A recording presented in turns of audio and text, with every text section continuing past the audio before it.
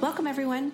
I'm Sue Barber, author, former IT director for a Fortune 500 company, turned executive coach, and this is the Visibility Factor podcast, where we explore how to raise your visibility and play bigger at work and in life.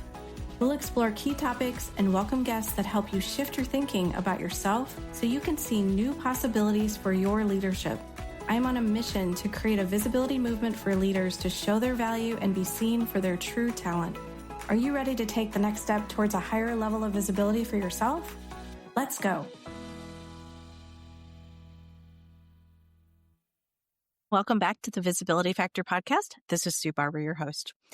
I am so thrilled today to bring you a return guest. Angie Callen was on the podcast before, and we talked a lot about her business and all the things that she was doing. But now she's written a book. And you are going to love it because if you haven't met Angie, you will definitely meet Angie by reading her book. It is called Scary Good, Discovering Life Beyond the Sunday Scaries, a book for the burnt out, the brave, and everyone in between. And I just read it and I am so excited to talk about it with her and have her share it with you. So welcome to the show, Angie. I'm so thrilled to have you. Thank you so much. And I'm excited that I get to have this conversation with you. And ultimately a book is like the pinnacle of visibility. So it just feels fitting. Perfect. Exactly. And we were, I was on your show talking about my book and everything. So like we keep bringing good stuff out into the world. So let's start with the simple part here. What does scary good mean to you? Well, I'll have to backtrack and tell you kind of where the whole name came from, just for a little bit of context. Because I think to understand scary good, you've got to know a little bit about the Sunday Scaries piece. Oh, okay. And, out in the working world, some people know what Sunday Scaries are, some people don't. But generally speaking, it is the weekend anxiety that most professionals get about the start to the week. And whether you experience it all the time or just sometimes or occasionally, statistically, we are all going to experience it. 36 times a year is the average. Also, by the way, there's only 52 Sundays a year. So, 60% of the time, most people are feeling this anxiety for the start of the week. And so we let Mondays ruin our Sunday. And in my whole quest to encourage people to have thriving careers and businesses and amazing lives, I started a newsletter 4 or 5 years ago called Combating the Sunday Scaries. And it started as a simple, here's 7 tips to improve your work week. And it was things like meal plan and write the 6 things you need to do tomorrow down in advance. And eventually that evolved into Angie talking about the antics of her quirky mountain life. And once I started doing that, readership soared and consistently became very, very high. And so I realized I was on to something about kind of this show what it means to combat the Sunday Scaries versus tell what it is to combat the Sunday Scaries. And eventually all of that came together into this idea of pairing those themes with like my macro level story of how I've gotten to this stage of work-life integration and designing a life that I want. And that's scary good. I love that so much. And I can tell, I've watched your trajectory, right, of where you started using that and starting to talk about that. And you can see just the interactions and engagement that people have with that because they can totally relate to what you're talking about. Now, I missed one part that I want to go back to before we go much further. I think it'd be helpful if you just share a little bit about your background and what you have done, because that is very clear in the book that it's been an evolution for you, but I think it would be good for people to know that. It has been an evolution that I would say I never intentionally set out to have, but there was no other way life was going to go. And it is no spoiler because the very first line of the book is, I am a former engineer who loves people. And that alone should tell you that some sort of evolution had to come because there's a reason the word former is in front of engineer. It just was not a career type that was cut out for me and my personality. However, some of, just upbringing, self-limiting beliefs, societal norms caused me to take a little time and go on a journey. And that is a lot of the book to figure out what I wanted that to look like. So it was a lot of rinse, repeat. It was trial and error. And in a way, it was my own exploration into how to not have a mediocre life for me. And in putting the book out there, wanting to help people see that they all can do the same. Because I think that we accept I have to stay stuck, I have to do this thing, we should all over ourselves, instead of looking at this and saying, hey, what do I want to prioritize? What matters to me most? What are my values? And how can I craft a career that supports life instead of living life in the margins, Mhm. essentially? And that's really what the book chronicles.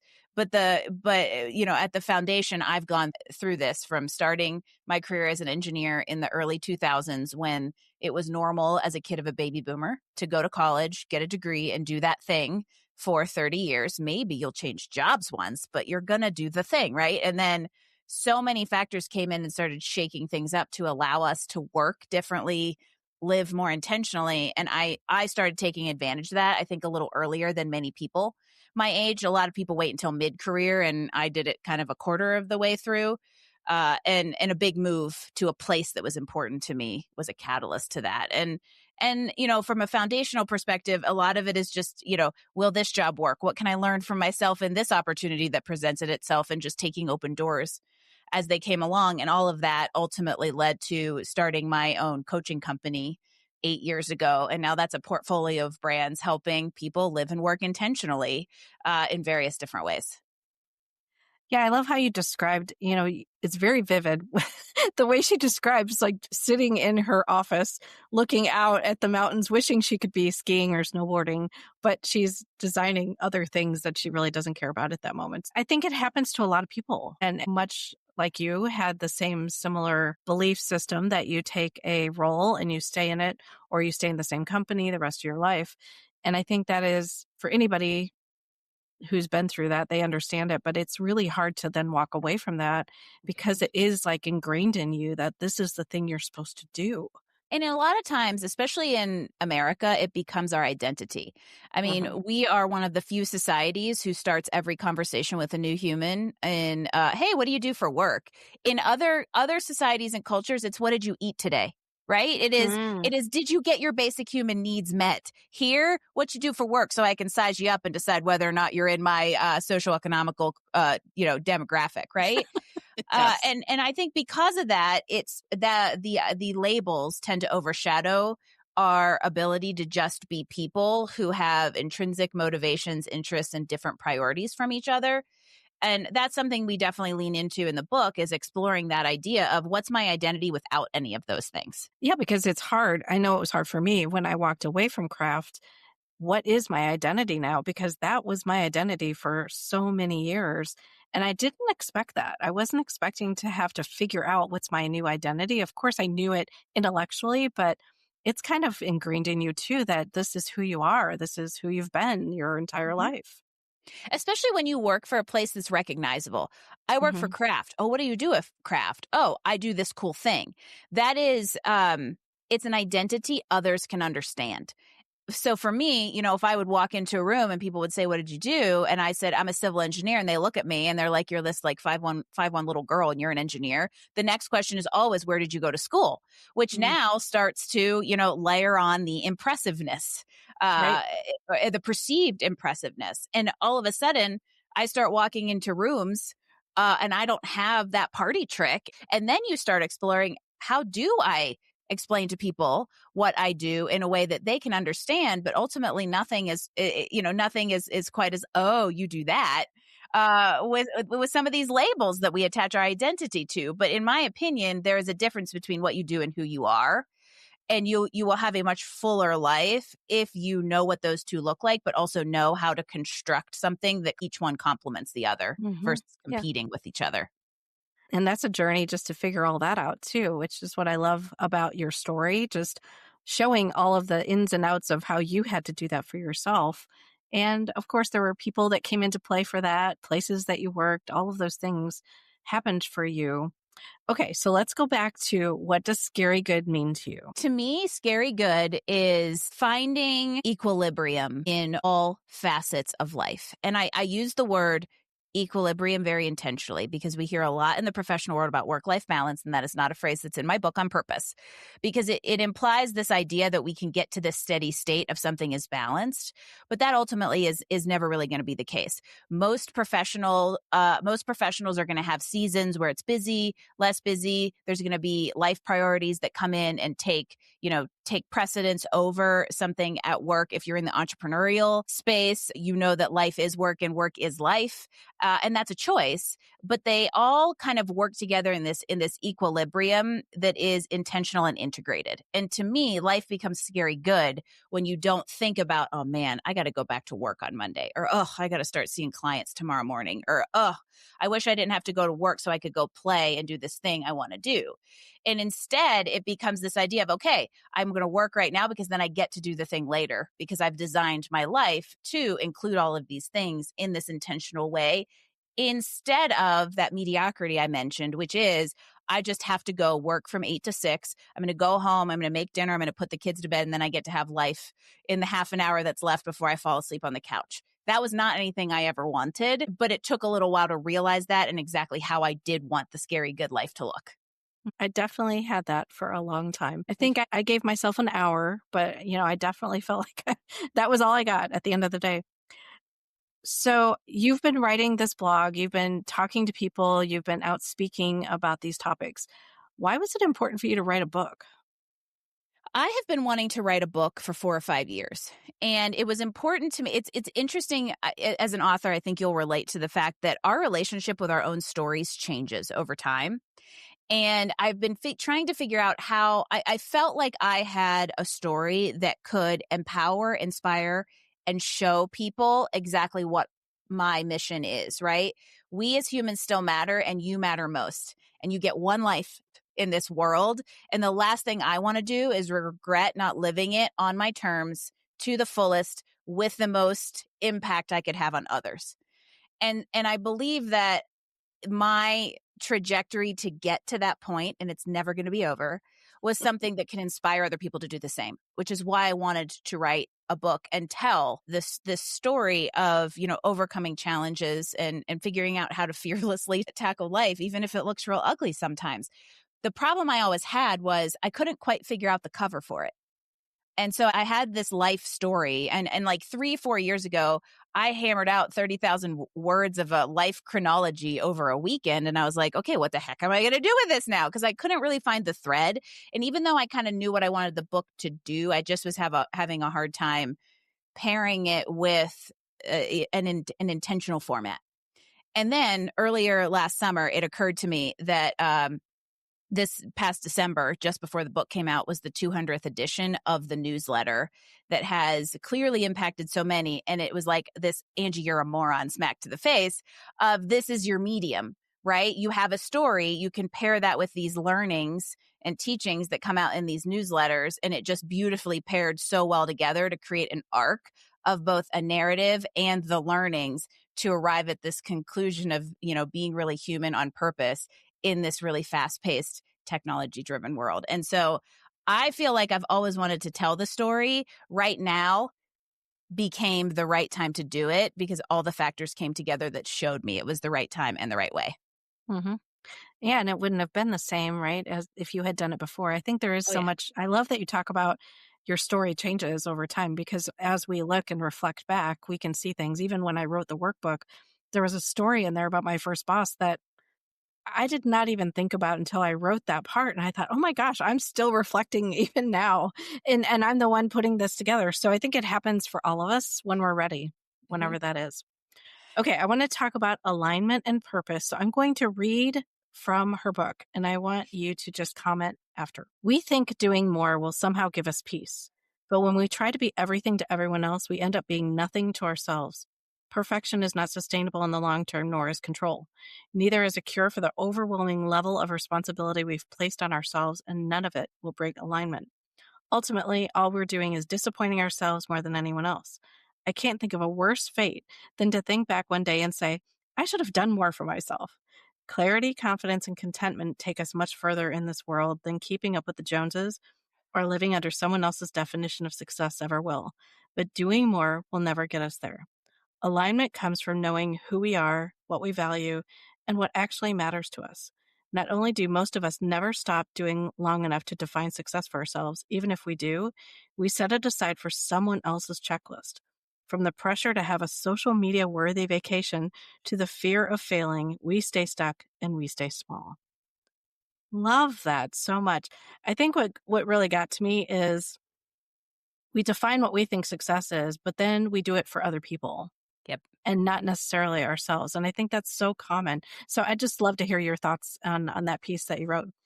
So I should say that I did not know that was an excerpt you were going to read for the first 12 minutes of this conversation that so perfectly set it up, because there's a lot of alignment there, and that's not ironic. I started my I had 13 side hustles before I stepped into the coaching space and finally had a successful business. And my original foray into the coaching space was in the career specialty. And very quickly I realized, and this is a great, just very tangible example for people out there to understand this definition of success. I realized that corporate America has one definition of success, and that is climb a ladder, get bigger titles, and make more money. However, there are a dozen or more different ways we individually are motivated and feel successful, whether it is wanting to grow people, whether it is wanting to expand our knowledge, go deeper technologically, do really meaningful work in a nonprofit. And I feel that because corporate America has that one definition, we have just adopted that as the only way that we also can be successful, when in reality, this goes back to that whole like peeling back the layers of the onion, removing the labels and removing the titles that make people go, wow, and knowing kind of what you value and doing work and living life in a way that's very aligned to them, because that's how you are going to feel fulfilled. And I want to clarify something that I mentioned earlier, like I don't want to have regrets, and I want to live life on my terms. But I also believe that means knowing and doing the purposeful work that does impact others. And that is what I believe you can't get to if you don't know what's important to you and what you value. And if you don't live life on your terms, society's expectations or others' expectations are keeping you from the level of satisfaction that comes from meaningful, purposeful work. And I think that all starts with clarity, right? The clarity for what you want in your life is so important. It's just like if you don't create your own brand, someone else will create one for you, right? It's Yep. the same thing here. If you don't create what it is you want in your life and start to speak it out into the world and say, this is what I want to do and here's why, other people will say, well, this is what you should do. I don't know if this happened to you, but like when I started my own business versus being in corporate, I had a lot of people say, why would you do that? You need to go back and get a corporate job. Why would you even think about that? And so I think everybody else's, I'll say, risk, averseness or their fears, they try to put on you to keep you small. Yeah. And it isn't, in a lot of cases, many cases, at least with our inner circle and the people we love and trust, it isn't because they want to keep us small. It's because they think they know what's best for us. Hmm. And they have a bias, good, bad, or ugly, and it is well intentioned on their end. It is up to us to put that through the filter and decide on whether or not it kind of serves us. Now, there's the whole other aspect of like, competition is the thief of joy, and there are actually people out here who want to keep us small and quiet. But ultimately, it's one of those things where only you can make the decisions that are most important for you and your family and the life that you have decided that you want to live. What I believe is that most people do not exercise that agency enough, and most don't even realize that we have more agency and more choice if we are willing to exercise it and take what small risk could get us further. Yeah, 100%. We've talked a little bit about labels. You've mentioned that a couple times. So here's the sentence I want to share with you that you had in your book. Labels are easy. Facing who we are without them is the hard part. And I know we talked a little bit about this, but is there anything else you would add to that about labels? I'm actually going to tie this back to the previous longer excerpt you read, because the doing, I think that is a way to fill the void so that we don't ever have to talk to the voice in our own head. If I am so busy, I do not have to spend time with myself. And since we are so stimulated and distracted now, we spend a lot less time with ourselves than we used to. However, you're never going to know what's important to you and know who you are without the labels if you don't spend that time. And that's why I think the doing, pleasing is a little bit of a danger trap to that end. And so when we talk about kind of removing the labels, what I mean there is, who are you as a human being in this world when you don't work at craft and you're not a civil engineer? And that's an exploration that many don't go through, and maybe even subconsciously yet intentionally keep themselves from going through by filling the calendar with so much stuff that and always having a phone in our hands, right? I talk a lot about there's a reason there are mountains on the front of my book. I talk a lot about going out and playing in the mountains and beating myself up and doing things in places where I can't be connected, because that's where I get to do hard things, push myself, and learn who I am outside of work. And while we want life and work to complement, you need to know what kind of work complements who you are without it. So you have to know who you are separate from what you do so that the pairing of the two can be intentional.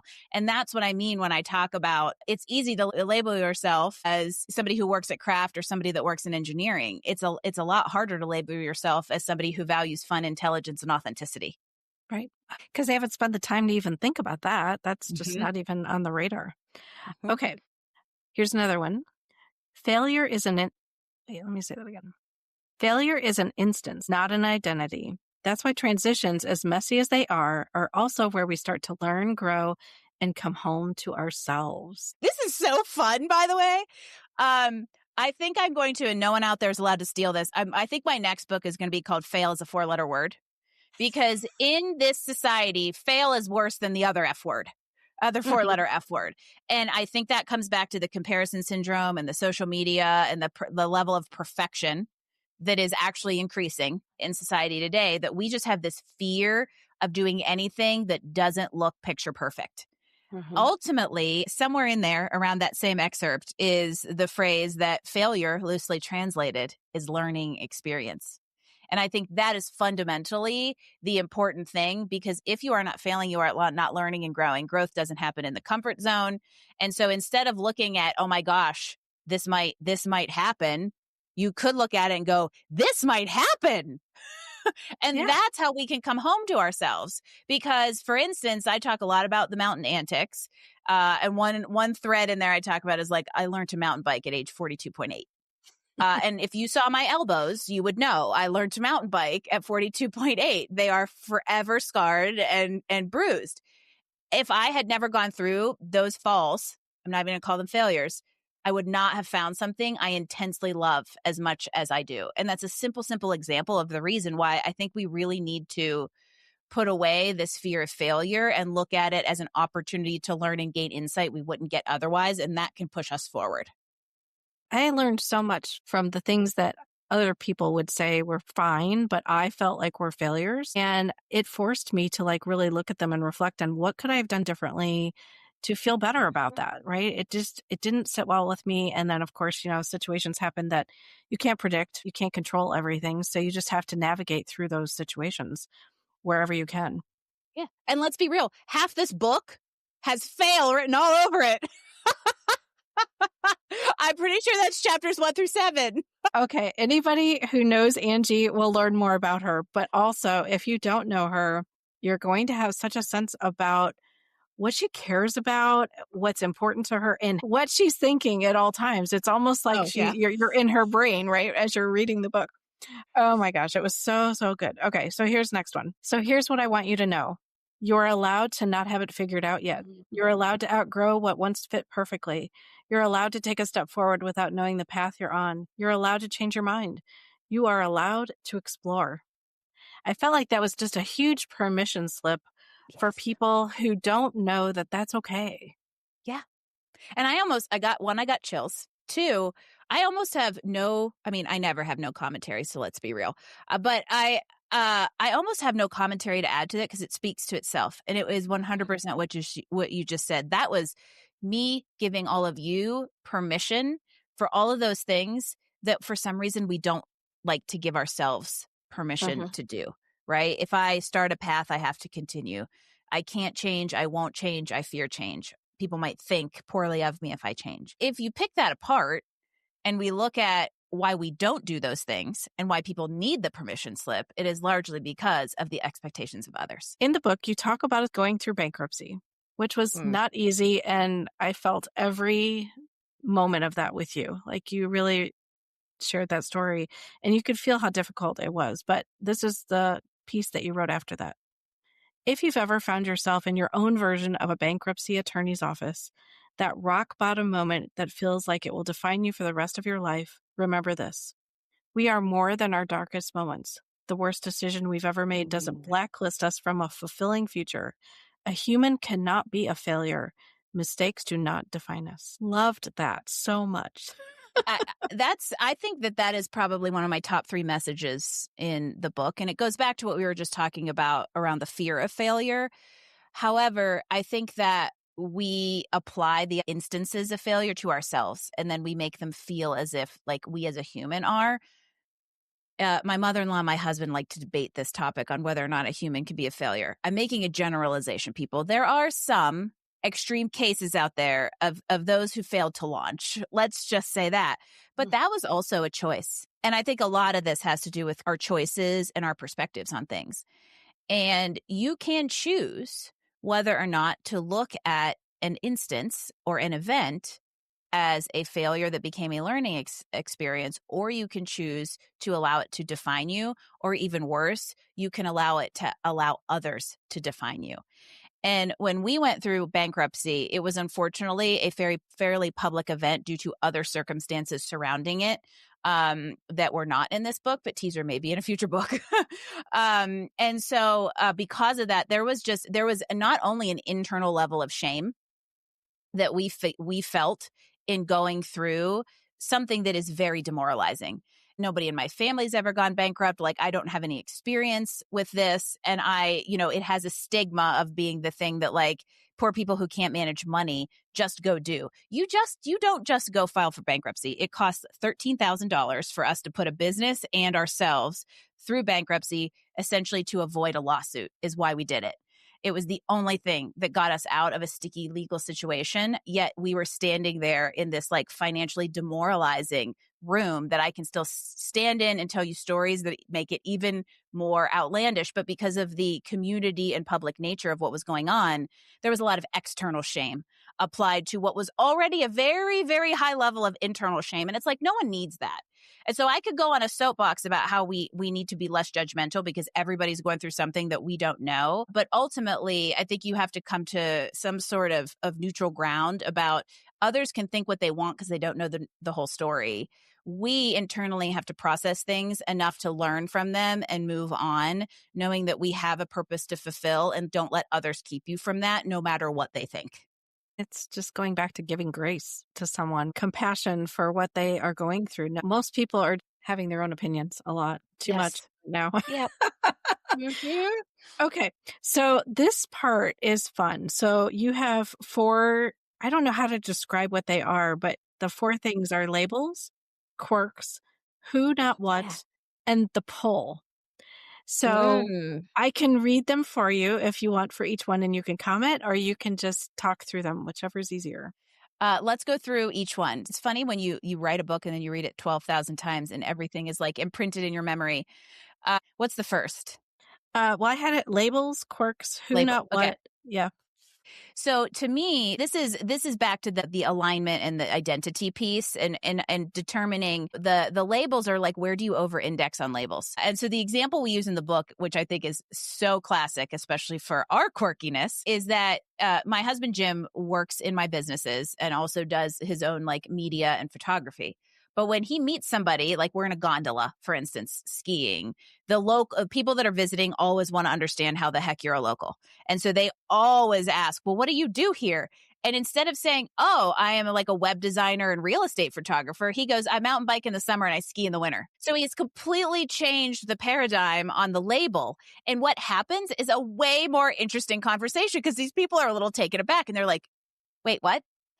That's what you do for work? And he's like, no, that's just what I do in the outdoors, right? And Jim has a little bit of a contrarian in him, so he could get away with it.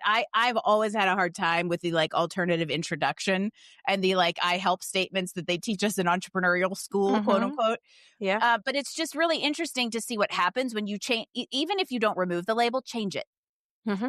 And so if you're used to saying, oh, I work at Kraft. Maybe you change that around and you say, oh, I help teams perform better, right? That's all it takes. And so it's almost like testing it a little bit to, instead of remove a label, change a label, or maybe shift the identification of what is, because you don't need to go through rock bottom bankruptcy and the disaster of a 200-page book to get to this point, you can test some stuff out and make small changes, which will help the risk tolerance and also get a feel for like, hey, where could I re-identify? Right. Love that. Okay. Quirks is next. Yeah. So this is the thing that I think a lot of us like to hide, right? They're like, that's too weird. No freak flag here. We all have one, people. You all have one. And it is what makes you unique. And in this day and age where we have the ability to change careers, have alternative, backgrounds, start businesses, that quirky stuff is what is going to differentiate you from other candidates and potentially from, let's say the competition from a business perspective. Now, there's a level of stuff that stays in your home and quirky that you can leverage. So for us, and this happened in real time over the last couple of years, I realized I was not sharing our quirky mountain life enough with people. And once I did, as I mentioned at the beginning, things started to change. And I realized that even though everybody doesn't live across the street from their favorite mountain bike trail, there's something that they can relate to with this idea of having access to the things you love, or this idea that we get to do 365 days a year, what some people go and spend all their money on to do for 7 days a year on vacation, right? And so there was some sort of correlation there. And so don't be afraid to allow yourself to be unique, because we live in a sea of sameness now. And that unique quirkiness is ultimately what sets you apart and might tell you a starting point and where you want to go, right? And if those quirks are your interests, lean into that. Right. Yeah. Don't hide them, lean into them. I love that. Okay. Who, not what. Yeah, this is a really simple of who do I want to help, who don't I want to help, right? Or who do I want in my life, who don't I want in my life? And really making decisions on who do I want to surround myself with, what type of service do I want to be, and to whom, but also who doesn't fall on that list. Because, also I think we have a hard time of taking stock of the relationships that we have and what serves us, what doesn't serve us, and what might be kind of like a detriment. And then also who we need to intentionally bring in and surround ourselves with in order to kind of, build this lifestyle that we want. And so that to me is really taking inventory, not only on who do you want to help, who don't you want to help, who do I want us to be or surrounded by, who don't I want to be surrounded by. It's like creating boundaries a little bit for yourself about what it is you love. Yeah. Okay. The pull. So this is the thing that this is awareness, in my opinion. And this is the thing where you see yourself being pulled into others' expectations. You see yourself being pulled towards a certain label that maybe you want to remove or re-identify. And so to me, this is like, I operate a lot on the positive glasses half full kind of life, but sometimes you have to look at like what isn't working. So the pull is like, where am I getting sucked into a void? Where am I getting sucked into overwhelm, busy work, jamming a calendar full of stuff so I don't have to talk to myself? That is really bringing awareness to the things that are pulling you away from the purposeful, meaningful, intentional life you want to design. And it happens before you realize it, because sometimes someone else is pulling you along with them, and then you don't realize it until you're in it. I actually don't love this. I don't love that we're doing this now, and I have to get myself out of it. And how do I do that without maybe breaking a relationship or, anything else, which is a little more challenging. And there's a tactful and very human, respectable way to go about all of this. Again, it's not necessarily just burn it down and run away, but it is really being aware and then honest with yourself on where things fall and kind of where the chips lie, and then making decisions on what may need to change, shift, what boundaries need to come into place. But the pull and the point that you make, Susan, is spot on, is that most of us don't ever take the time to have the awareness, right? This is the autopilot I talk about. We go with the color-coded calendar, we do all the things, and then we just don't ever stop and take stock. And that's really what the pool's about. So one of the things that I knew this about you, but I think it just became even more apparent. As I'm reading the book, there are many trials and tribulations that you guys went through. And what I loved about it is that no matter what, you did see the positive out of it where you could. And maybe it wasn't right away, but eventually. And you trusted yourself, I'll say, that you'll figure it out, right? Even if you didn't know how to do something, even if you weren't sure where to go and how to make it happen. I think that you use the word scrappy in the book, and that's the word I thought of before I read it.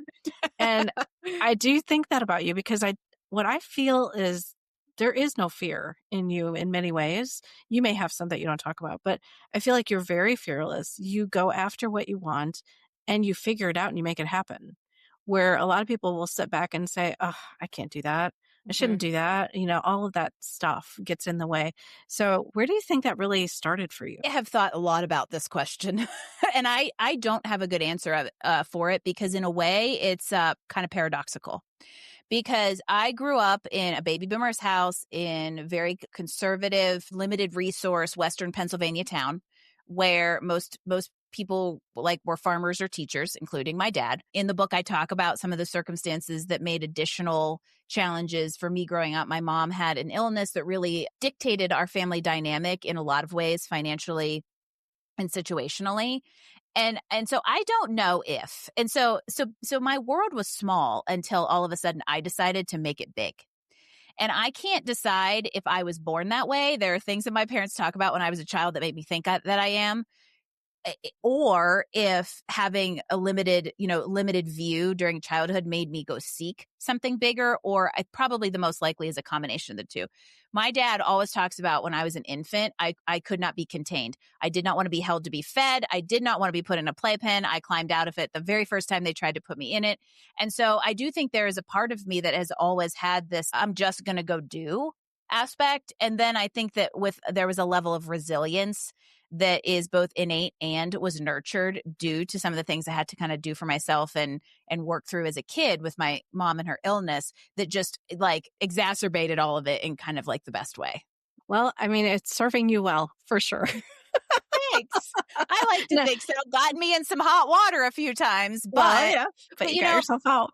I'll kind of I'll put a stamp on that by saying I also think all of that comes with a certain attitude that you have to have in order to say, hey, I'm just going to try it. And it was modeled to me as a child. And I also believe my genes say, what good does it do to be negative in a negative situation, right? My mom with all of her health challenges has always been very grateful that she's here and hasn't acted like the victim of it. And I saw that modeled. And so even in the worst of times, I always remember thinking it doesn't do me any good to just be more miserable in this situation. I'm going to be realistic about it, not toxically positive, and work through it. And so I think it's a combination of nurture and nature. Was there anything else I didn't ask you about the book specifically that you want to share? That's a loaded question. I don't know. It's so interesting. This is more anecdotal than an answer to your question. It's so interesting that, I've been in this coaching author speaker world for close to 10 years and finally added the author title label to everything. And a lot of people who are in this world do that first. And so it's been really interesting to start changing my own identity in a community of people that know me as one thing, but now have the context of the thing they know. And so I just think that in a way, I'm reliving my own book again, but in a much less rocky form.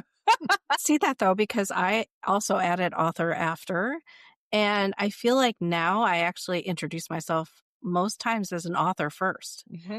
And I think there is something to that, especially after I've written 2 now, it's just much more prolific. But I think it's very common for people to see themselves differently after writing a book. There's just something about it that just really changes you.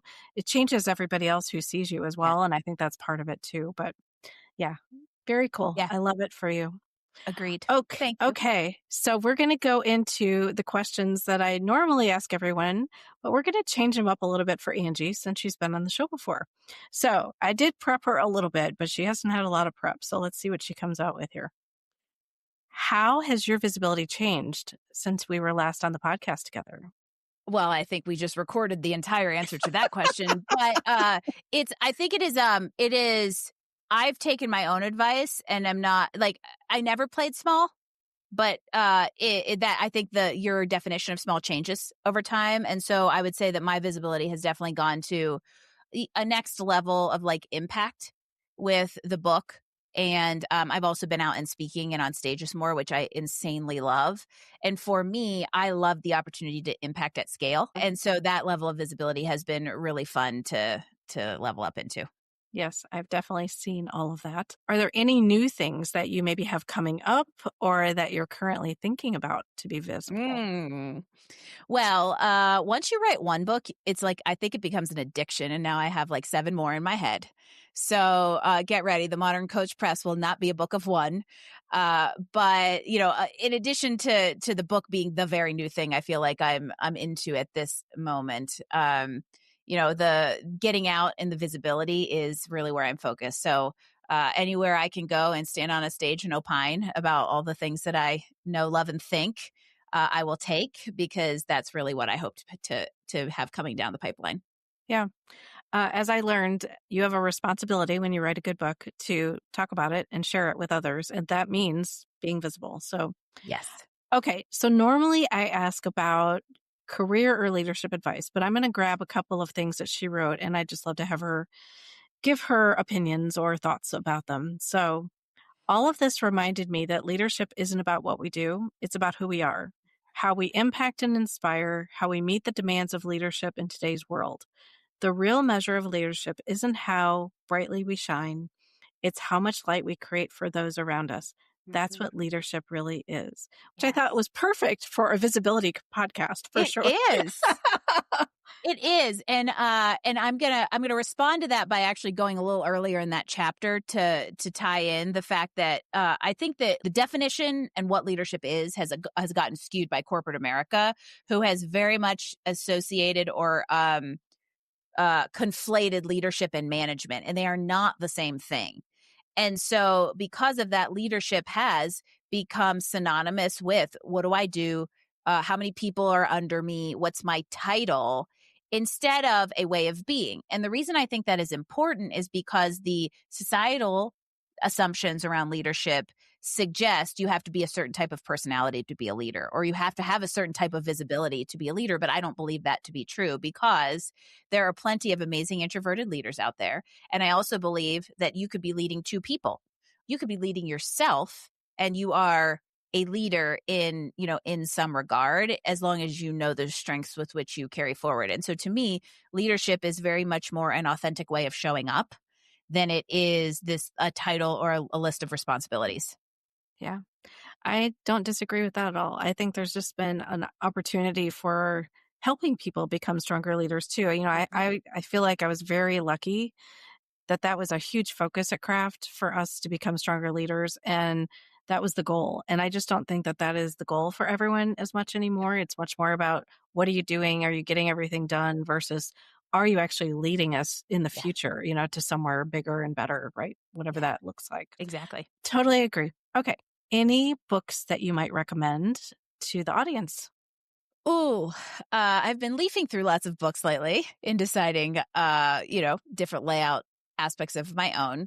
I have a few trusted standbys. One that has come to mind recently is The Coaching Habit by Michael Mhm. Bungay Stainer, which is Mhm. not a coaching book. It's a leadership book.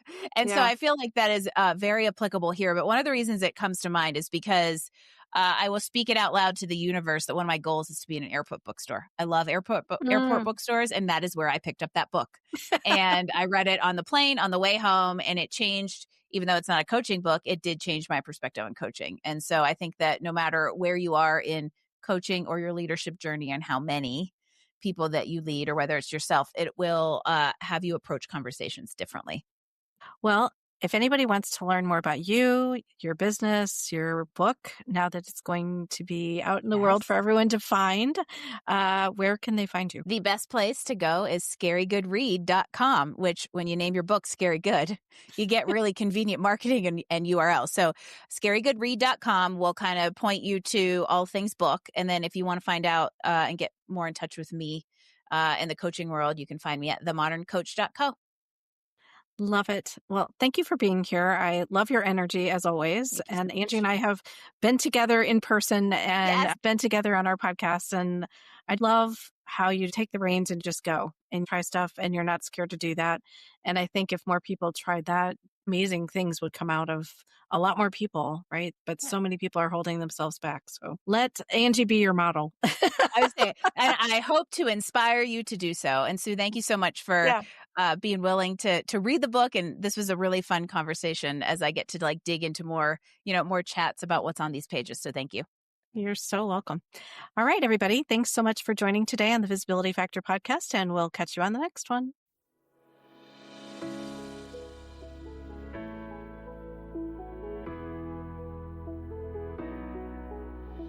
Thanks so much for listening to the Visibility Factor podcast. Remember that visibility starts with small steps that are intentional and consistent each day. Be bold, be visible, be the leader you were meant to be. Find us and subscribe on Apple Podcasts, Spotify, and wherever else you listen to podcasts. Follow us on all of our social media platforms, which are highlighted in the show notes. Thank you for listening, and we'll see you next time on the Visibility Factor podcast.